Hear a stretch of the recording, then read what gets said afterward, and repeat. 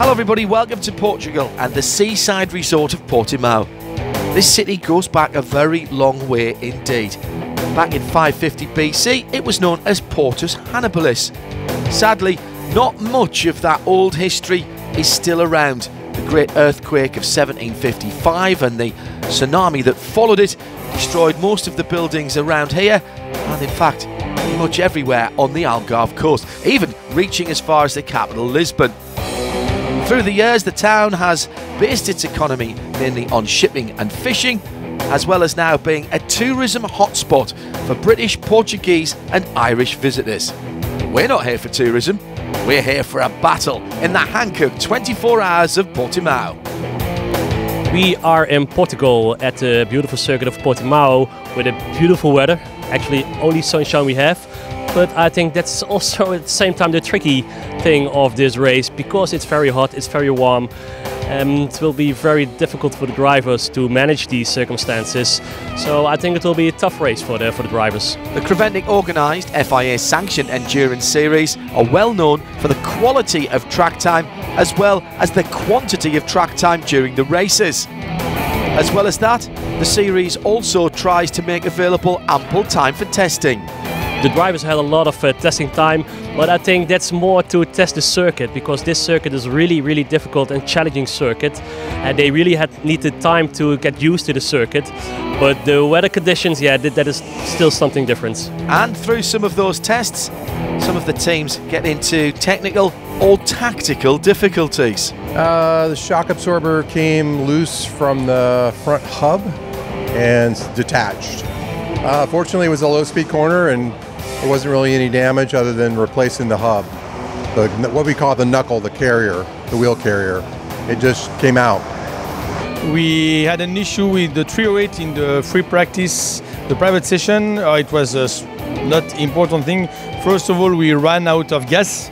But okay, this was playing, we are trying to adapt the fuel consumption. So while playing, we ran out of gas. And then we had a small issue with a gearbox captor, but nothing really dangerous and bad. The old Tram Peugeots have raced in the series earlier this season, but the 308 is a new car. So the car is brand new. The car went to do a very famous 24-hour race in Germany. And unfortunately, the driver crossed a rail and destroyed the car completely, so the 308 is brand new. So we rebuilt it from A to Z, and we had to readjust all settings to this track. The Hankook 24-hour touring car endurance race in Portugal is split into 3 divisions. Each one of those has a pole sitter. Qualifying for the race took place on Friday, the day before the competition. In Cup 1 class, the fastest qualifier was the 131 BMW of Hoffa Racing, powered by Bonk Motorsport. Qualification was working well for us. I started with our used tires from the free practice, and after 2 laps we changed on the new ones. But we struggled with getting them into the working window with only 1 lap to get them warm. So I cannot get a better time then. We finished on P1, only 0.5 seconds in front of the second car. The gap is not as big as we thought. To say that the SOG cars are also very fast today, so I hope we can get the gap in the first stint and then do as usual. Michael also used the qualifying session to practice. We are 5 drivers on the car, and in the free practice our 4 ones are driving their laps, and we said, okay, you're driving as only driver in the qualification, so you can do some practice laps in the beginning with the old tires, and then we get the new ones on and set the time. The best time in the SP3 class was set by Nicolas Perrault. Qualification is a good result, because we are the first in the class of SP3 and the 3 position for the TCE. The 238 Lamara team in 3rd overall, but 1st overall, and therefore leading the TCR class, the number 155 of Kawasaki Racing. Danish and Finnish drivers in a team run by the Dutch of Bas Koeten Racing. Qualification was good for us. We managed to pull the pole. We did 2 quick stints, so yeah, it was good. Pole position has given some confidence to towards the race outcome. How did they manage to out-qualify their competitors? Well, we managed to do a better lap, so that's why. But yeah, it's not only one lap, it's 4 different drivers for 24 hours, so it's a lot more than the quali. What does the team expect from the race? If we knew, you know, it would be a lot easier. No, we just need to focus on our own things and race will come to us, I think. The Team Ultram Peugeots are not as powerful as some of their competitors. The team still has high hopes. We have 1.6 liter car in the category where everybody have a 2 liter, so we are a bit lighter. This is the BOP, balance of performance. So we are slower on the qualification, but normally we're supposed to be consistent in race. So less tire wear and race stints more or less the same than the bigger TCR like Seat or Audi. So expectation for us, it's clearly a podium. Others will take this race as it comes to them. We are going to progress in the 24 in the race because we don't know this track, so we are going to progress. The warm-up is about to start. Yeah, so I'll start the race for these guys. Chris will be the second guy and the driver in their car, and then you know we'll see how the race starts unfolding from that point on. Actually, yeah, my other plan is to go get in the car, so I'm gonna go get my helmet on.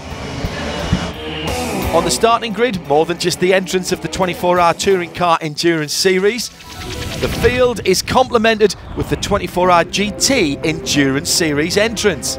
Both championships have their own start, and that means 2 pace cars. The pace car for the GT cars has started the warm-up laps, whilst the TCE pace car sits stationary. We have 2 different divisions in the same race, and actually there are also 2 different starts. There is space between them, around 30 till 45 seconds, but it still is one race. As the warm-up laps for the Touring Car Series are underway, the drivers are ready to start their first stint. After 2 formation laps, the field is ready to start the Hankook 24 Hours of Portimao. The lights are out, and right from the word go, the battle is on. The race nearly claims its first victim. I close a little bit the door and then I see the Lamera trying to push into the gap. I give him some space, I drive steering straight and then he hits me on the door. So. Au départ, je pensais avoir pris un bon départ parce que au vert quoi, et puis en fait c'est à la ligne, donc voilà. So he saw he took a very good start, and so he got pushed on the right hand side, and he started going back to the racing lane, and actually he went back slightly too early, and the other car didn't go back as quickly as him on the racing lane, so he just clipped the front of the car, so we had to stop pretty much after 2 or 3 laps. This all happened right in front of Colin White. How can them try and ruin a race when the first 10 seconds they go and clash each other down the straight? How stupid is that? And they went across the front of me, I just backed off and let them go off and went past. Stupid. The incident knocked Antti Birdie back to 5th position, but he's quickly coming back through the field. At turn 6, the Kawasaki Racing Cupra already back to 2nd, and before the end of the first lap, the number 155 was back in the lead. Not such good news for the number 238 Lamera, into the pits for repairs. The lap times for the GT cars are quite a lot quicker than the touring cars, and soon both fields are intertwined under the hot Portuguese sun. It was really hard, the temperatures, but the other cars were suffering. So you've got to look at what your competition is, see what they're suffering and drive accordingly. Teams have been trying to get enough cool air into the car. Yeah, we do have a roof vent which has 2 vents that put air down onto the driver, so it does make it manageable. But in the late afternoon, you get a lot of heat off the track, plus the heat from the car, so it all kind of stacks up. The heat has affected the Lamera 238. We find out that with the heat, the power steering is getting very, very hot.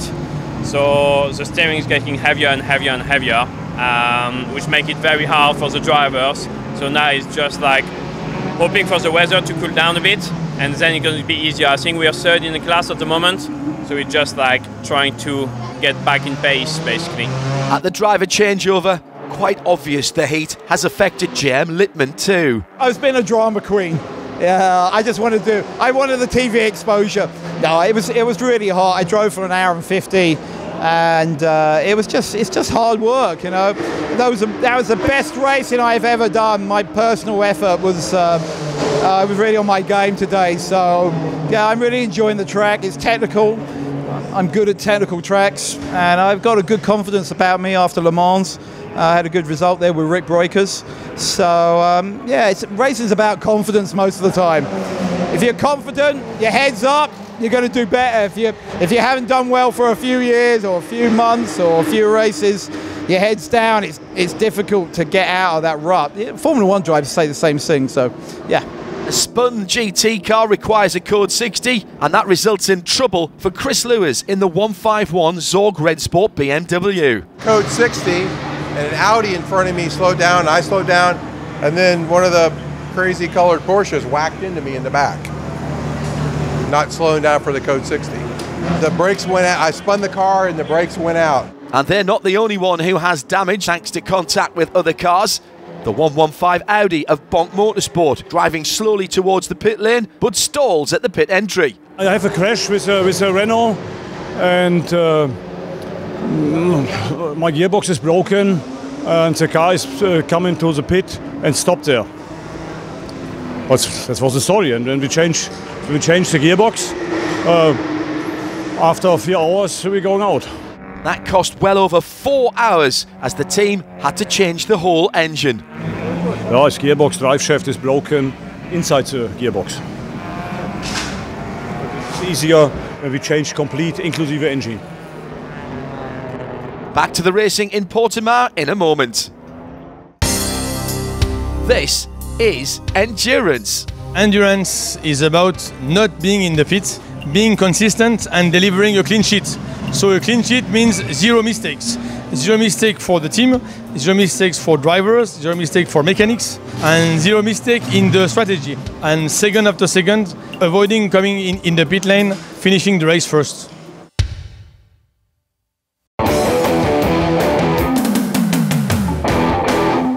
We're at the Autodromo Internacional do Algarve, also known as the Circuit of Portimao.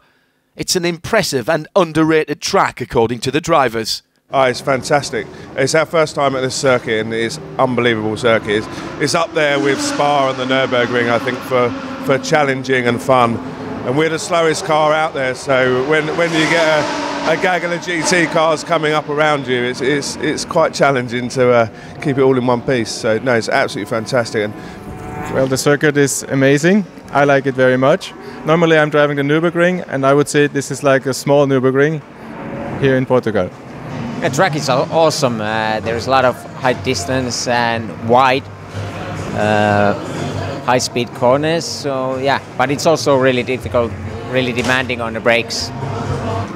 Portimao, it's a very good track because it's difficult, it's technique, and it's too fast. I don't know in English. Yes, very, very spectacular. It's the first time for all the team, all the drivers in this track in Portimao. First track. We don't know this circuit, but we love it. The early leader, Kawasaki Racing, is in the penalty box. The 24-hour series powered by Hankook assesses time penalties. The teams need to serve them within 2 hours. SP3 class leader and third overall on the end of a tow rope. And when the tow rope breaks, it's on the back of a flatbed. Yeah, we've been doing really well today, but a few minor problems. We had an alternator that let us down and it tore the belts off. And then we had an adjuster for the alternator belt. That broke as well and then tore the belts off. So twice we had the same fix. Hopefully now the car can go to the end with no problems. But the problems didn't stay away for long. I saw him flash just like coming up, so I went to the left, looked at my mirror and I saw a shadow, so I held it left and he had gone around the outside. And as I saw him, I turned in and we just touched each other. Yeah. We both spun and managed to sort of get going again. Touring cars are racing together with the GTs here in Portugal, and that helps some drivers who use their GT counterparts to set even better times. The red Camel Jordan's number 303 Cupra wasn't quite as competitive in the earlier part of the race, setting a good pace now though. Oh yeah, it was incredible. So the car was perfect, the condition was really good, but we had the beginning in my colleague had in the first stint some issue, so we had to make some leeway, and so we were trying to pushing, I was trying to pushing, you know, to gain something of the gap back, and I was really trying my best, and it was still hot, you know, and the car, it's inside, even it didn't look like anymore, but it was really hot, and you know, it goes mentally, physically, it's a big challenge. Driving the 303 now is the Portuguese driver Nuno Corvo, not only new to the team, but new to racing on track. Nuno's doing incredible. Look, when we heard on Thursday night he'd never driven before, we were like, huh? What, you never raced? What, you mean on a track? No, I've never been on a track, because there was a, you know, we didn't understand what his experience was, and I don't think he understood what a big environment, you know, 24-hour Creventic series is. But we worked hard with him yesterday, we worked hard today. You know what, he's 8 seconds off his first lap of my time at the moment. That is incredible, what a terrific job he's doing. Stefan is enjoying his first endurance race of the year. It was such fun, absolutely. The car is great, and yeah, a lot of traffic. It was great, yeah, lots of fun. Yeah, just enjoyed it. My first race this year, so last year I've done 2 races, but maybe I have to guess. Maybe I have to find some money to get to a second one. Let's see where we stand after 6 hours of racing. Top 6 are all TCR cars. The NKPP Racing number 175 leads. They have a 2-lap advantage over the 155 Seat of Kawasaki Racing, and a third Dutch entry, the red Camel 303, completes the top 3. Continuing in the TCR class, Ultrans 908 is in 4th position, Stanko and Tanner number 212 in 5th, and the Altran number 308 in 6th. In the Cup 1 class, it's the Hoffa Racing number 131 that leads. Zorg Rennsports number 152 has taken 2nd position, and the number 151, after problems, has now got a 20-lap deficit to their sister car. The Hankook 24H series is based on fair and equal competition. That's only possible if you have fair and impartial race officials. Race direction are there to ensure everyone adheres to the rules. It's a sizable team, all controlled from a central office. This is the race director's office, where the race director sits as the team lead of all the clerks of the courses for the Creventic races. We have a couple of people more. We have 2 people in race control who deal with the infringement on the track. We have a timekeeping besides us, who dealing with timekeeping, controlling time, stint times, driver times, penalties for driving times, etc. And then we have a couple of clerks of the course who's dealing with really giving the penalties to the teams. Marshals, timekeepers and race control pass on information about infringement, but the assessment of penalties is always in the hands of the race directors, and they need to have a relationship with everyone in the pit lane. It's depending on the severeness of the penalty. If it's really something to do with contact on the track, etc., we call the team managers in and discuss this up front, and then we take a decision what type of penalty they get it. Not every penalty is accepted immediately by the teams. There's a reasonable number of amount coming up, asking why this penalty is given, the backgrounds of it, and most of the time they accept it. Sometimes they have a better story than our marshals, then we go into contact again with the marshals, and sometimes we cancel the penalties. But most of the time, for 70 to 80%, we stick to the penalties. It's getting dark and the teams are getting ready for night racing. But not everyone. Caught Oyster Racing driving without lights. Radio communication to driver Jim Briodi is not working, and the team tries their best to attract his attention. So does the race organisers. After more than 10 minutes of trying, the driver notices the signals and puts the lights on. Stephen Wells is thoroughly enjoying his outing in the Hankook 24 Hours of Portimao. It's awesome. It's a really difficult technical track, really fast, really flowing. With the speed differences with the GT3 cars, you always have to be in your mirrors. As in all endurance races, the aim is to stay out of the pits for as long as possible. If you spend a minute in the pit lane, that's a hard 60 seconds to make up on track. Sometimes though, it's unavoidable to have to call on your pit crew for repairs. The Lamera of Team Lamera Cup comes in, smoking. Yeah, he came here very, very hot with a slight fire next to the gearbox, and it was actually a drive shaft. It was a CV joint, so we lost all the grease, and it actually just seized up. And with the heat, he actually caught fire. So we turned the fire off in the pit lane, and then brought the car back in and changed the drive shaft. Another pit caller is George Haynes in the WEC Motorsport BMW number 139. It cost us 17 minutes, the core plug popped out of the water pump housing. So I noticed that, came in, sorted that out, but the rest of the sim was great, the car was good, enjoyed driving it. Great circuit to drive on, a bit tricky at night compared to some others I've done. The Red Camel touring car passes the Red Horse GT. That's a pass for overall position, proving that a Camel can match a horse for speed. The TCR car now ahead of the GT4 in the overall standings. The Bonk Motorsport Audi circulating again on track, but the Audi of Stanko and Tanner Motorsport is back in the pits. Now we have so much problems with the front brakes. In my stint, in the fourth stint, was a brake issue in the first corner.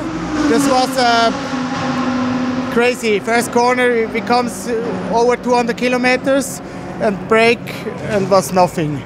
This was lucky, or did no crash it. And then I come back, we make a new front brakes, and now we drive. The number 175 NKPP Racing by Baz Cooten still holds a strong lead, with Harry Hilders behind the wheel, but that all changes. The 175 Cupra stationary on the left-hand side of the track. We had a brake issue. The first stop was at the left rear. We had a caliper leaking. We don't know where it comes from.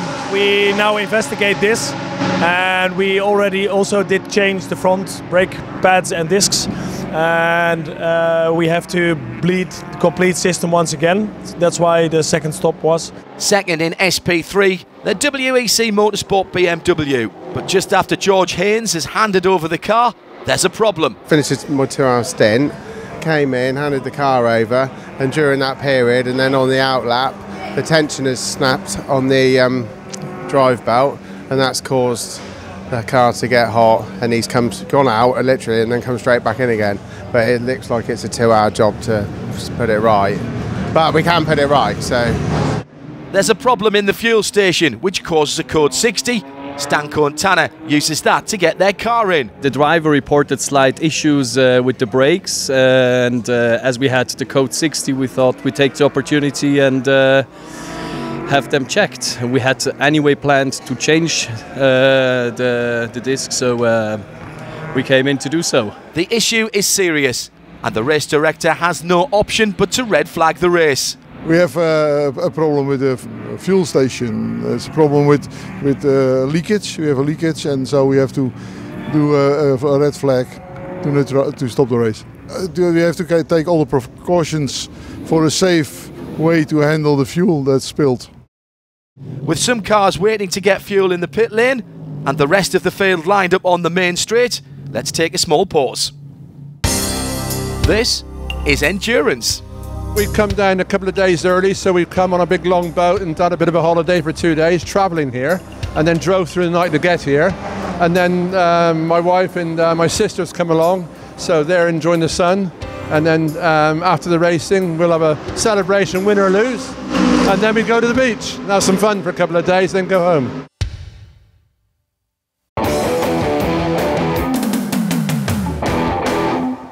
In every pit there are drivers, mechanics, engineers, catering, managers, and sometimes the team owner.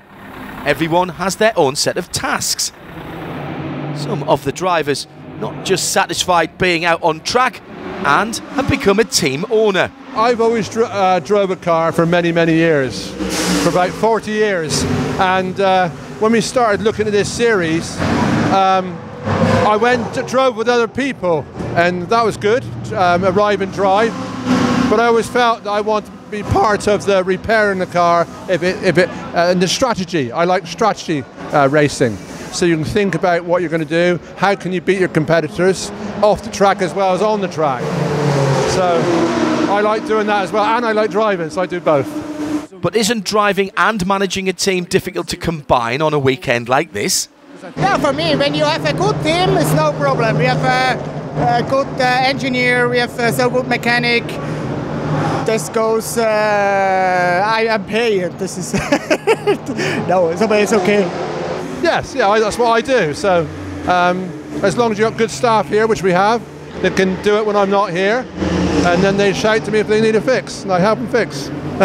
But with all the team around you, isn't it better to have someone else to oversee the technical parts so you can concentrate just on the driving? No, I love doing the mechanics as well. I like doing both.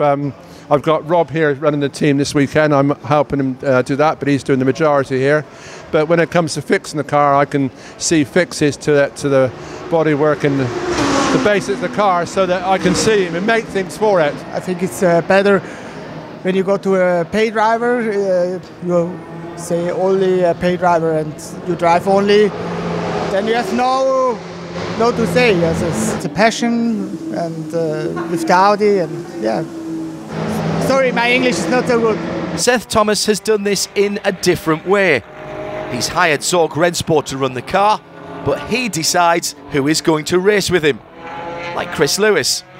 Yes, it took a little bit of arm twisting to get him to come, but I said, hey, let's go race in a foreign country. He goes, okay. So we did it, and that's this whole year. I've got a group of guys that are coming over to race with me, kind of same situation, where they've raced at several tracks in the U.S., but it's time to come over to Europe and try some different tracks at unique tracks compared to what we have back home. 3:45 in the morning and we're ready to restart. The cleanup has finished, the fuel station has been moved, and from the moment the red flag came down, none of the cars were touched, even those that were being worked on at the pit lane when the red flag came out. We'll need less than a minute to get the car running again. Then we're going to refuel under Code 60 rule and hit the road again. We'll restart in the way the race paused, with a Code 60. We have cars who are in the pit lane already for refueling, and they have to stop. So we have to immediately have to go to the refueling area after the Code 60, during the Code 60. So during the Code 60 was for the cars who were on track, who could refill, and the cars who were in the pit lane who could refill. So the race is back underway as if there hadn't been a red flag. The race continues, so a red flag in an endurance race doesn't mean you completely stop and go back some places. You continue the race as where you stopped. So if they were in one line with the leader in front, then we can continue the race again with the Code 60. 25 minutes of Code 60. The fuel station is empty, everyone's topped up their tanks, and we're back to green flag racing. Most teams and drivers have been working up to this event for weeks, if not months. It's not the case for Alexander Prince. He holds a racing licence, but he came to the track to support his wife, who's racing in the Hoffer #1 car. I drove races long years ago. Then I started working in motorsport. And then on Wednesday, Bonk Motorsport asked me if it's possible. I have all my clothes here. They need a fourth driver. And then I said, oh yeah, I have everything here, ready to go. Okay, let's do it. The light is slowly returning to the Portuguese sky. Alexander Prince enjoying his race, but the 115 Audi currently trailing in the standings. We got hit from a GT3 car very early in the race, and so we had to change the gearbox. That put us really far on the back on the whole field. And now we are just driving and see that the performance of the car is really good. and having fun and enjoying this great event here. This is the golden hour. The sun coming up, but low track temperatures. One of the drivers lucky enough to be out at this time in the morning is Michael Cox. He found it to be a tough stint. I was in the car from when it went from dark through to the morning, and I found the sunshine was very, very bright on a number of corners, so it's quite difficult to see the apexes of the corners, which surprised me quite a lot. So yeah, it was quite tough out there, but good fun. Michael got caught out in a spin. Yes, I did make a spin. I completely missed the apex at turn 2 and then span at turn 3 because I was offline. I'm going to blame the sun for that. The sun? Really? No, I just outbraked myself. I was offline and the rear end let go and spun me round. So it was a very, very slow spin. No other cars involved, no damage. So yeah, just turned around and carried on. The 71 of Core Oyster Racing is back on track after being in the pits for 45 minutes. At 4 o'clock, I went out after the Park for May, and I had a really good run just before I came in. I had a hit from another car on my right rear wheel and eventually broke the wheel studs. So luckily I could come into the pit lane on 3 wheels. So, but which cost us the lead? We were 10 laps in the lead, and now we are 10 laps behind, so not too good. Here's the standings at 7 o'clock in the morning. The 155 of Kawasaki Racing still leading. NKPP Racing still trying to recover from that time loss due to the technical difficulties in the night, but now running second. Third overall, Team Ultran Peugeot, the number 908 car. Their Ultran sister car is also doing well. Before the red flag, they were stuck in the pit lane without fuel, but now they've pulled out a 4-lap lead over the TCR entry of Red Camel Jordans.nl in 5th. 6th in class, the Stanko and Tanner Audi. In SP3, a 6-lap lead for the Lamara Cup number 238. The CWS Ginetta number 178 is second. Another 7 laps further back, the 71 Core Oyster BMW that's just come back on the track. In the 24-hour Endurance Series, the cars are identified, of course, by their starting number, which is illuminated during the night. But there's another number on the side of the car, the LED light that shows the current overall positions. This really helps to identify the cars for the spectators and the commentators. It's SPAA05 who provide the technology to have this information displayed on the cars. It's of course a challenge to work with so many different teams from so many different countries, so many different cars, and engineers who have to install the electronics. But in fact, it's all the teams have a lot of experience here. The major challenge is always is that we use a wireless system, a radio transmitter, and with all the telemetry and radios in the paddock, it's always a challenge that try to communicate with the car in the proper way on time. This is a real-time system that updates throughout the lap, not just across the start-finish line. We update 3 times per second to every car, so we real-time update the position of the car. The update we get from timing and scoring, because that's the official ranking we get from timing and scoring, is done on start-finish line. And depending on the racetrack, we can also do it on the intermediate lines. There's clear added value in this system, so no surprise that it's being implemented in more and more series worldwide. It's not just illuminating a little LED, it is really trying to make a system that can very quickly show spectators what's going on. Of course, the TV commentators and everybody in the paddock also uses that information. And our experience is most of the time a reason for other series to take us on board, because we're on track, we know what we're doing, and we can develop new things for them really in a few days. 6 hours to go in the Hankook 24 Hours of Portimao. The race director is happy with the current situation. Yeah, I think we have a very good race. I just make an inspection on the track. It also looks very, very good. So I think we have a fine race now. Yeah. Adam Hayes in the CWS Ginetta is in the gravel. Normally this would point to a driver's mistake, but that's not the case this time. The driver reported he had a wheel wobble on the back, and we found the wheel had fatigued and cracked. So we had to come in and we changed the wheel over. The team would have preferred not to have needed to take the car to pit lane. Yeah, it's just a rim. They wouldn't allow us to do it on the off the track side. They had to be able to lift the car and bring it back here for us to put the wheel on. Bit silly, but that's the rules. Time lost, which won't help their chances in the SP3 class. Well, it's still a long way to go yet, so the other car competitors having drive shaft problems and we're having problems, so you know, it'll be a good race at the end, won't it? Just as the number 238 gets back on track after just 4 minutes in the pits, a similar problem seems to occur for the 71 BMW of Core Oyster Racing, but this one is more severe. The wheel came off, the wheel stud broke. Yeah, we spent about 1.5 hours to change all the wheel studs, you know, because we lost twice a wheel, so we didn't take a risk, so we take all 4 wheel corners. We put new wheel studs on to make sure we're not going to lose a wheel again, so it's too dangerous. A constant fixture in the 24-hour series is Team Red Camel Jordans.nl. The father and son, Ivo and Rick Breukers, have competed in nearly every single race since the start of the series in 2006. The Red Camel 303 Cupra is here in Portugal, but not with the Breukers. Rick is racing in Asia, Ivo broke his leg and had to miss the race. This has also changed the pecking order in the team. Well, I quite like it. I'm calling all the shots. Rick, you can stay with Lambos. I know it's a slightly different atmosphere, maybe a little more relaxed, but I'm not going to say anything. It would be great to have both of them here. I miss Rick. He's such a great driver, and I love comparing myself to him, but it's also been nice being the fastest driver in the team and being able to qualify. So that's helped me a lot, starting a 24-hour race for the first time. That's been a terrific experience for me. So I'm really happy. I'm really happy what's gone on. In the 115 Audi of Bonk Motorsport is Alexander Prince.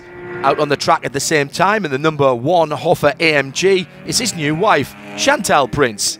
Yes, we have been on the same time on the track. It was once. I think it was this morning, and for me it was really exciting for me to have this moment together with my new wife on the racetrack. Yeah.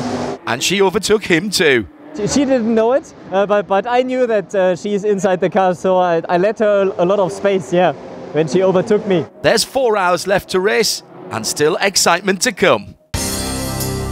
This is endurance. Never give up. That's endurance. Never give up. Well, it's of course the teamwork, you know, with the mechanics and the drivers we have, and then the car has to be reliable and has to come to the finish. And even when you had accidents or problems, you always try to fix it, and that's a challenge.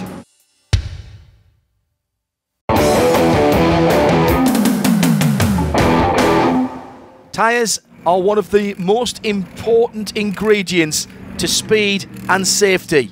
It's what puts the car in contact with the circuit, not just for cornering and acceleration, but also to slow down when needed.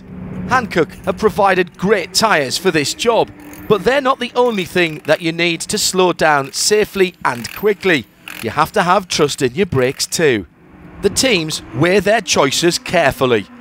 We have quite a lot of options. Brand is 1, compound is 2, and to have a reliable and good set is 3. You have so many sets of brake pads, for example, for sprint races, for endurance races, but you always want to compromise between modulation, between friction level in the pad and the disc, and duration of the set. And of course, the best is to have a set which brakes, which modulates during the whole race the same for 24 hours, so you don't have to change it, but it doesn't exist at the moment. The brakes we have at the moment, it lasts between 8 and 12 hours. That's also a test at the moment, but to never take any risk, we change them on time. We have planned a double stop strategy, so a triple stint with the brakes.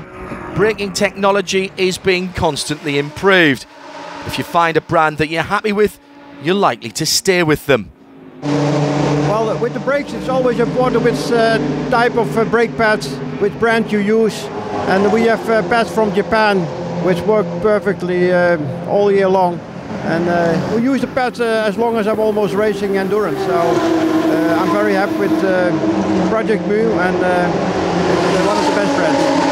However, not all categories are allowed to choose any brakes they'd like. We drive with AP brakes, disc, and Parship brake pads. But this is for TCR car. It's homologated. You have not so much different brands. Yeah, it's not so easy. I think it's a little bit problem, the front brakes in the Audi or in the Volkswagen cars. There we need an update next year, I think. Not many cars have the same problem. Even after you've done a lot of testing and chosen what you think are the best brakes, there's one more thing you need.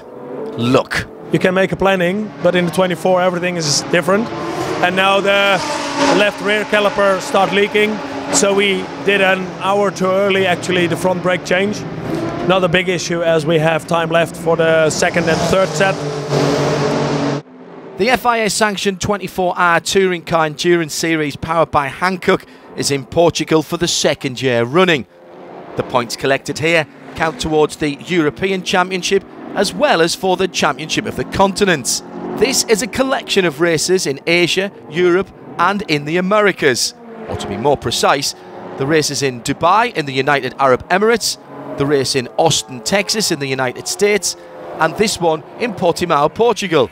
Presently, the car with the best chance of taking home the race win is the 155 of Kawasaki Racing, but championship points are awarded to each class. Currently second in Cup 1, Bonk 152 BMW. The circuit is really great. It's really technical, it's fast.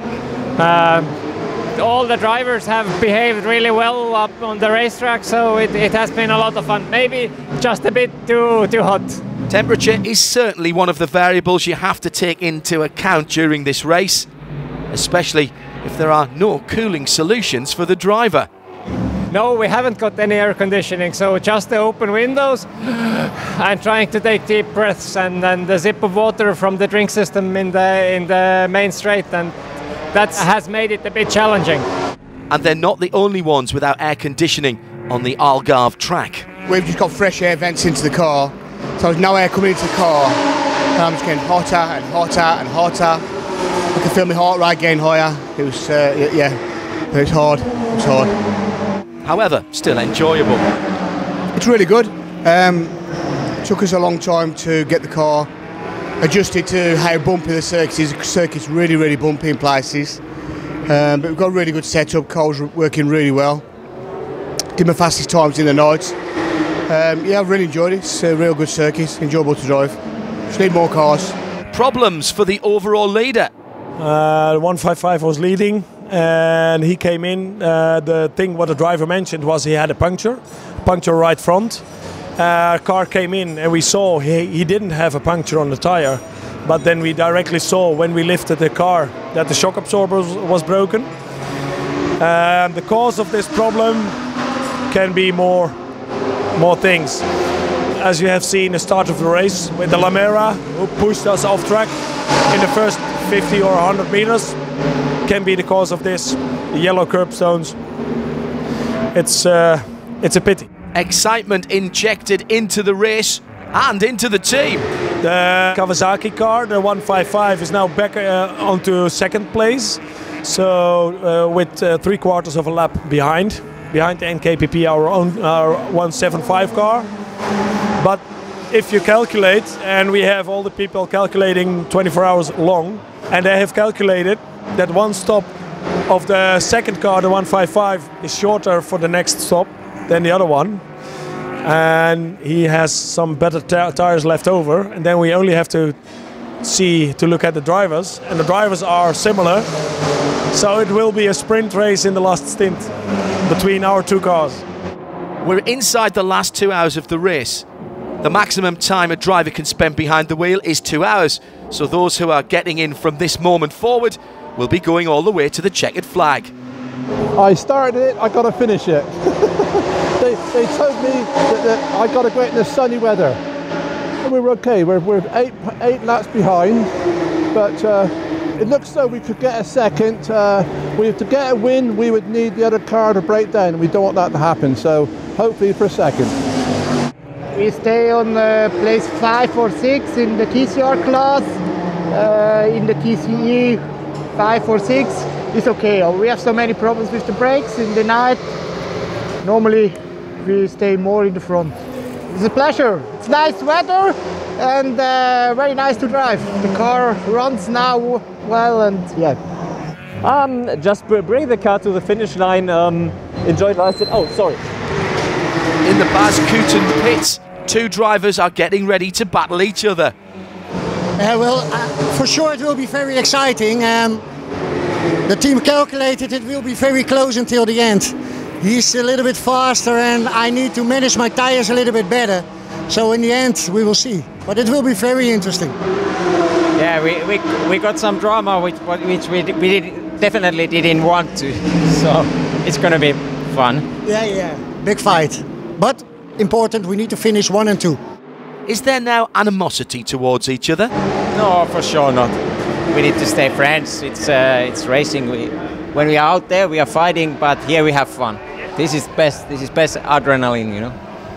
Yeah, this gives a big kick. So let's go for it. More drama as the CWS Ginetta comes in for an unscheduled pit stop. Hi, yeah, something has happened on the steering. We've got half a lock both ways, and now the drive on the back is causing the back to swing round in the corners. So they're just checking now what something's come loose. And it's not just the 178 in the pits. The 308 Team Ultram Peugeot needs attention too. Nothing in 1.5 years of use of this car, and then I don't know, 3 in last hour. 3 drive shafts. 2 in one car, 1 in other car, and 1 already yesterday. Wrong series, I don't know. New parts, happens. I don't know. We have to investigate. Ultran had been running 3rd and 4th for a long time until this problem arose. It was a clean sheet until 1 hour ago, and now we are practicing our mechanical skills to change our drive shafts. The team are happy to get their car back on track again. As they do, they see major problems for the 303 Red Camel Cupra. We had a little issue. Just tyre pickup, all the tyre at the end of the race. You get the big clumps of rubber. And of course the exhaust is really hot and it just caught fire. It was just a minor fire, so it's surprising to see that they're not getting the car ready to return to the track. No, I think there's a regulation there. I think if there's 15 minutes to go, you can't rejoin, or they need to check it for safety. You don't know, maybe a brake line's been burned. It wouldn't be safe. So this is a race that wasn't. It took Jem Littman a little while to get the message when the team told him he was on fire. Yeah, I know, I'm going really quickly. No, you're really on fire. And then I was looking for a marshal post to stop because they're quite long away. So I stopped right by the marshal post. I don't want the car going up in flames, so we saved the car. That's all that's important. No one's injured. The 155 of Kawasaki Racing is back in the lead and about to take the checkered flag for the race here in Portimao. As it crosses the line, it's right on the tail of the winner in the GT series. But it's Antti Buddy who is the hero of the 24-hour touring car endurance series. Together with Christian Jepsen, Jan Sorensen and Kari-Pekka Laaksonen, he's claimed full championship points today, and that brings the car to overall 4th position in the championship.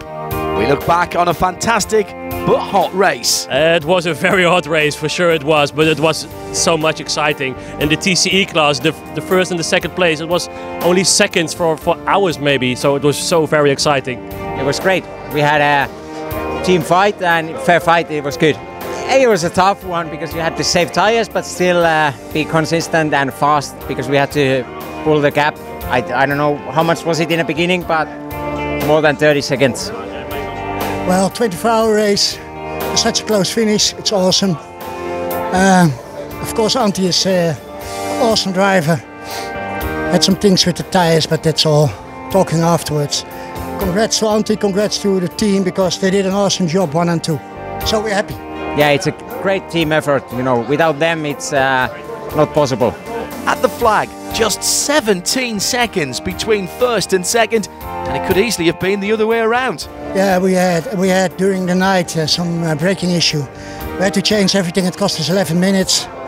Also, that's car racing, and the team did a great job, and that's the reason why we're in 2nd place. 3rd overall, the number 908 Peugeot, perfectly piloted by Thierry Boyer in this last stint. Merci, la course a été dit. The race is very difficult. very cold, but the mechanic is good. And the team and the mechano and the kine, very good. As the champagne is sprayed, let's check the results. Bas Kooten Racing, first and second. The 155 of Kawasaki Racing taking the victory by 17.5 seconds over their teammates in the 175 NKPP racing car, who are now up to second in the series championship ahead of their teammates. Third in this race, the 908 Team Altran Peugeot. The TCR class results reflect the overall top 3 positions. 155 Kawasaki, NKPP Cupra 175 in second, and the 908 Peugeot in third. A decisive win in the Cup 1 class for Hoffa Racing powered by Bonk Motorsport. Second and third, the Zorg Rennsport 152 and 151 cars. And in the SP3 class, the Lamera Cup powered by CTF Performance number 238 takes the top step of the podium. Second, CWS Engineering's Ginetta number 178. Third, the WEC Motorsport BMW number 139. The results of this race count towards 2 series. The Championship of the Continents continues in the USA at Austin, Texas on the 16th, 17th and 18th of November. For the European Championship runners, well, we'll next gather at the 24 Hours of Barcelona. Maybe we'll be crowning some champions there. Join us as a spectator, or even better, as a competitor.